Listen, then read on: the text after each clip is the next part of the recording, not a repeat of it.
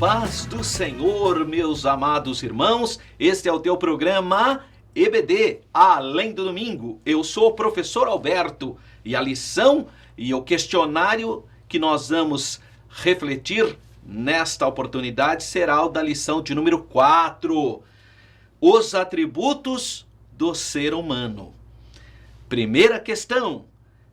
Segundo a lição, quais os atributos do ser humano? Então, segundo o nosso estudo dominical, os principais atributos do ser humano são espiritualidade, racionalidade, sociabilidade, liberdade e criatividade. É importante nós entendermos esses elementos que os animais não têm. Os animais não são racionais. Os animais são irracionais. Lembra que quando Deus criou os animais, Ele criou almas viventes, sem racionalidade. O homem, ele é completamente diferente, porque Deus soprou, Ele soprou o fôlego de vida. E o homem passou a ter o quê? Alma vivente, mas com racionalidade, com criatividade, com intelectualidade. Então é completamente diferente dos animais. O próprio apóstolo Paulo fala sobre isso em 1 Coríntios. Ele nos seus capítulos finais, ele fala que uma é o corpo dos peixes, outro é o corpo dos animais, outro é o corpo.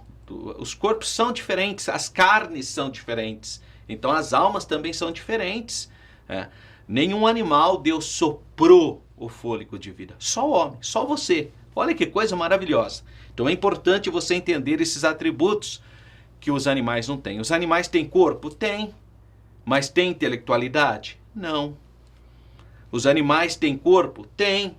Mas têm criatividade, ou seja, liberdade, domínio próprio? Não. Eles fazem tudo por instintos. Então são coisas diferentes.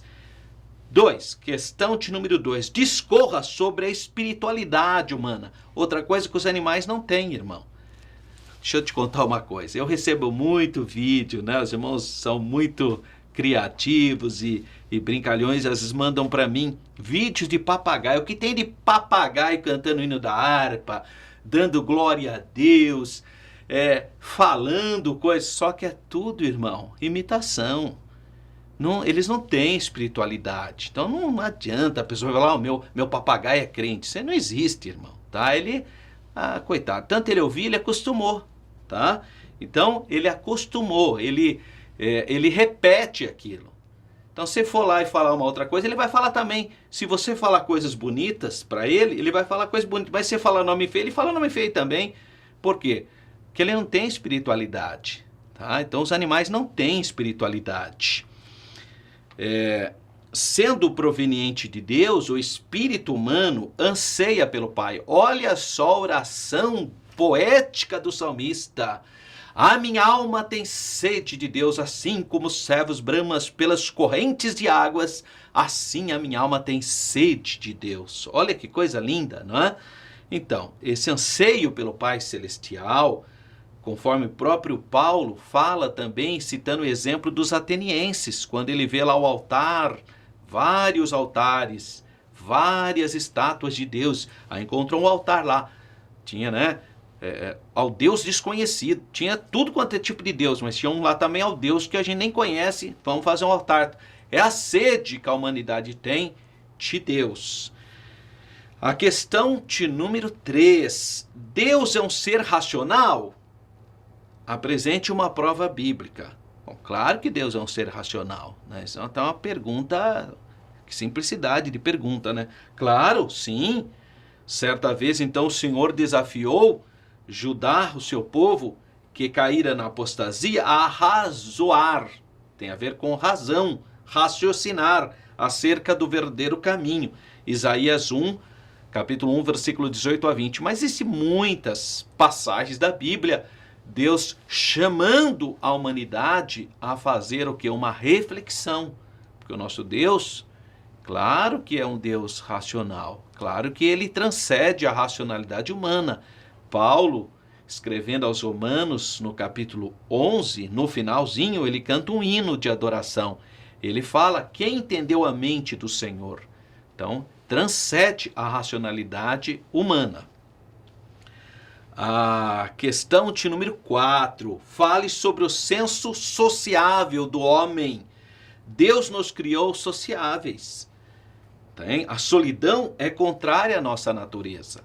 Olha só, se você vê o primeiro capítulo do livro de Gênesis, no 31 versículos, os 31 versículos, ali há um contexto e aparece 7 vezes a expressão "e viu Deus que era bom". É a nota que Deus dá para a sua criação, naquele primeiro resumo geral, naquela introdução geral da criação. Bom, a partir do capítulo 2, haverá especificação de cada ato criativo. E aí, no capítulo 2, versículo 18, pela primeira vez, aparece o não divino. Lotov, não é bom. E o que não é bom?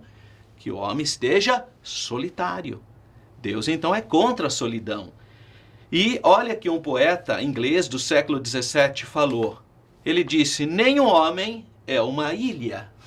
Por quê? Porque todos nós somos seres sociáveis. Então a solidão é contrária à nossa natureza. Por isso Deus instituiu a família e só depois o Estado. Então primeiro a família, e essas famílias se organizaram e criaram o Estado. Questão de número 5. O trabalho é uma consequência do pecado? Explique por quê. Não.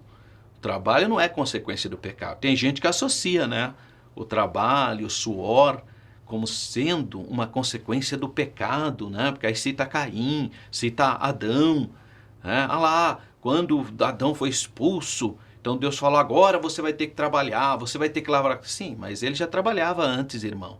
A diferença é que o trabalho antes era prazeroso, né? Era um trabalho sem o suor, vamos dizer assim. Era um trabalho que nem aquelas pessoas, né? Existem muitas pessoas que estão na área que gostam, estão na área que sente prazer no trabalho.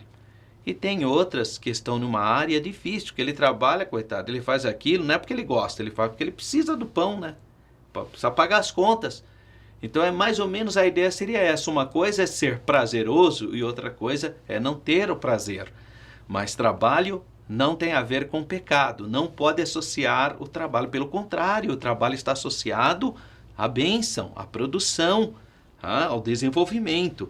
Então Deus criou o homem para trabalhar na terra, ará-la e transformá-la, a fim de torná-la habitável. Está escrito logo em Gênesis, capítulo 1, versículo 26, capítulo 2, versículo 15. Por conseguinte, o trabalho não é castigo devido ao pecado de Adão, mas uma bênção a todos os seus descendentes. Então, trabalhar faz bem à saúde. E Deus continua abençoando a sua vida. Fique na paz do Senhor.